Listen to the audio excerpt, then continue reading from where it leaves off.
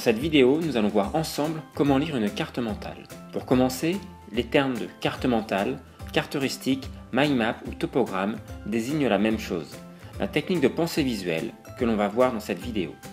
On me demande souvent, mais quel est le sens de lecture d'une carte mentale? Par quelle branche je dois commencer? Pour être honnête, il n'y a pas de réponse vraiment formalisée et arrêtée sur le sujet. En général, il est communément admis dans la communauté des mappers, entre guillemets, de commencer la lecture d'une carte en haut à droite, à 1 heure, et de dérouler la lecture en suivant le sens des aiguilles d'une montre. C'est le sens de lecture commun qui est utilisé par la très grande majorité des utilisateurs de la carte. Mais encore une fois, ce n'est pas un absolu.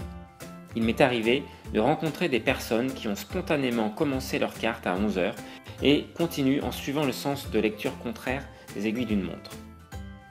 Si vous avez un ordre précis de lecture des branches, vous avez aussi la possibilité de les numéroter.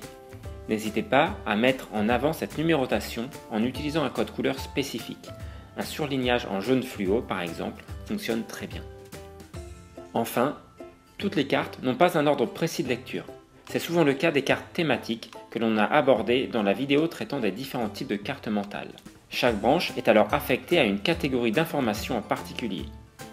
Il est alors possible de rentrer dans cette carte de plusieurs façons, en fonction de ce que l'on cherche au moment où on la consulte. Par exemple, dans cette carte sur l'analyse SWOT, chacune des branches est indépendante. Je peux donc les lire dans l'ordre que je souhaite.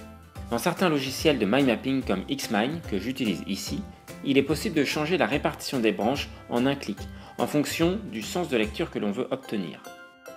Pour aller plus loin, dans la maîtrise de la carte mentale, je vous invite à consulter les formations sur le sujet en suivant le lien sous la vidéo. Quant à moi, je vous retrouve très bientôt dans une prochaine vidéo.